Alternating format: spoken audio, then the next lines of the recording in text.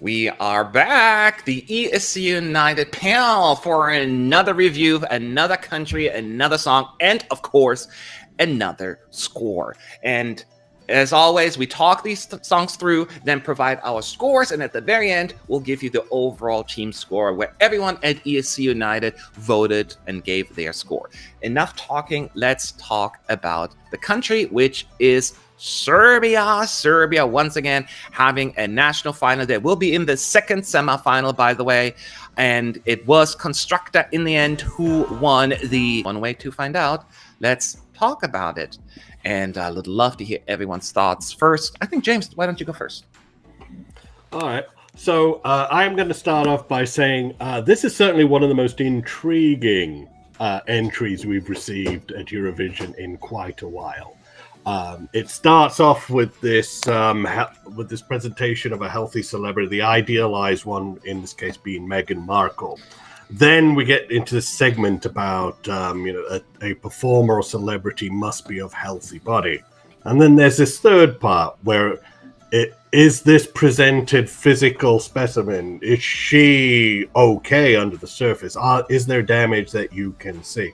So it turns out, and then there's this ritualistic washing that goes on in the staging. So it is a very abstract, not so much abstract, but it's a very artistic interpretation and basically plea, from what I understand, for reform to Serbia's health insurance scheme, national health insurance scheme.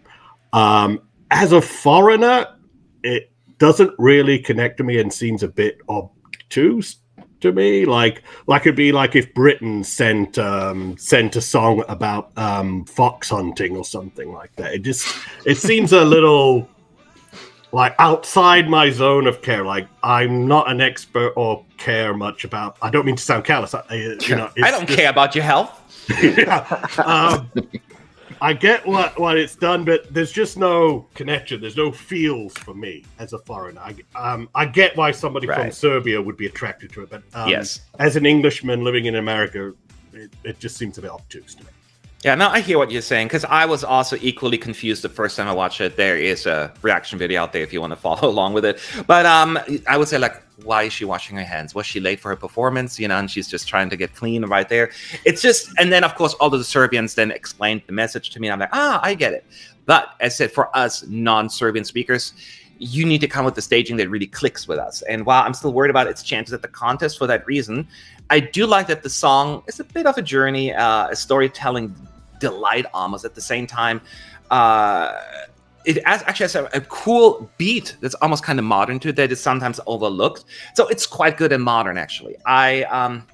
It has a lot of ingredients, I would say, that a song that I would like to see at the contest, first of all, because it's not just your average, like, safe song that we sometimes see at the contest. I like the live performance a whole lot better than the studio as well. It's a kind of song that just really elevates, that song and the energy. So just basing my judgment on the recorded version, that my score may suffer a little bit. I'm just going to be honest about that. But I'm acknowledging also that Serbia is sending something very different, something very unique, and they need to be rewarded for that, because it's risky, and that is a good thing in my book. Who wants to go next? Sebastian, wrong way. All right. I totally get it why people love it. This kind of songs is born for Eurovision Song Contest. That's my personal feeling. But for me, in corpore sano, it's much more theatrical performance than itself a song. Of course, she's singing a little bit, but she's also talking lots of lyrics through the 3 minutes.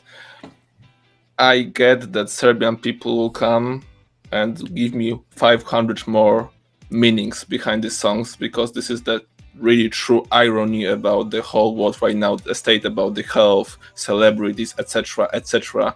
So it's pretty deep, and I dig this fact. But still, for me, it's much more getting too much in your face. Shove it this song and say, come on, what you gonna do? And one thing which I wanna do is just simply turn it off the TV for that moment. So for me, it's not appealing. It's too much. But I pretty understand why people are crazy about it. So no, Konstrakta is not for me, unfortunately. That's all right. Roy. Yeah, it definitely is intriguing. I think that is the key word for this song. And like when she won the national selection, she was in the top 10 most looked up lyrics in the world. Like not just in Europe, not just in Serbia, in the world. Like that is mad. People were definitely interested to see what the song was about. The issue is you don't have that luxury at Eurovision. You just have that 1 3-minute performance that you need to capture the entirety of Europe with. And I'm not sure if they can do it. I have let this song let a few friends and my parents listen to this song a few times. And my parents actually have this really much at the bottom of their ranking. They didn't get it at all. My friends, they didn't get it at all either.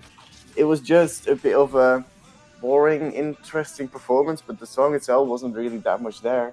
So if you really don't speak the language, it might really struggle for you to understand what is going on. And it's just a bit too tough to comprehend, perhaps. For me, I quite enjoy it. It is fine. It is okay. It's not one of my favorite songs. I wouldn't put it on repeat or listen to it extensively.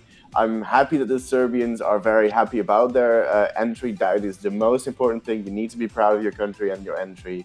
And if you're that, then that is perfect. I'm not sure how it would do in the competition. It's not necessarily my favorite, but hey, that is what it is. It is what it is. Exactly. But what does it mean point-wise? Let's find out. James, why don't you give us your score? Now, this one again, I gave it a 5.5, mostly because just it doesn't resonate with me. I find it, again, fascinating and intriguing, like a Marina Abramovic performance art piece at the New York Met. But would I want to watch Marina Abramovic sit in a chair for 3 minutes at Eurovision? No. No. Okay, so I am just, and again, we really sound like a broken record. It is so intriguing, and I'm so fascinated by it.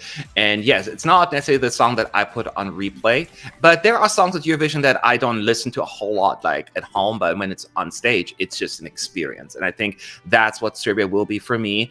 Based just only on the studio version, I have to give it a 6.5. So that's why I fall. Sebastian. Lots of Serbian fans stated in the comment section of different videos that even if the song won't do well on Eurovision, they are gonna still be very proud and very happy that it's happened. So I believe they're gonna, but for me, this is the last place of this year, so 2 points. Sorry. Oh, that hurts. That gotta hurt. Roy. Yeah, I definitely didn't give it a bad score.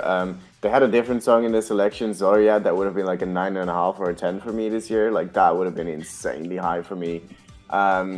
Unfortunately, it is definitely a spectacle. The song itself is not necessarily something I stream or listen to that much. So I gave it a 7, which is still decent. So yeah. Well, you win actually between the four of us. You got the highest score.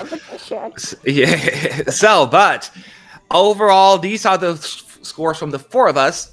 The thing is, we're not the only ones voting. There are plenty of others on the team that got to provide their results, and I have them right here, the combined one, and I'll share that with you. As always, the lowest and the highest score were removed to avoid crazy outliers, and I can tell you right now that Serbia overall from Team United received 7.29.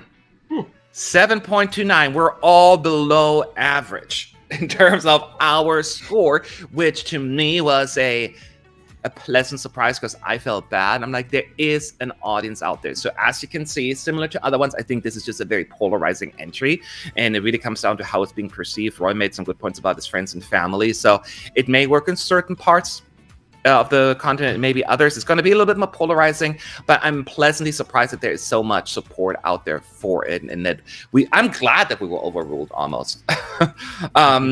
Were you surprised, James? Actually, yeah, I was a bit. Though, yeah, I do want, as Sebastian said, Serbia should be proud of this uniquely idiosyncratic entry. I cheer on Georgia for sending similarly idiosyncratic stuff all the time. I do feel mean in this in terms of my score, but I just don't get it. But I'm glad that there are people out there in enough volume to be able to cheer this on.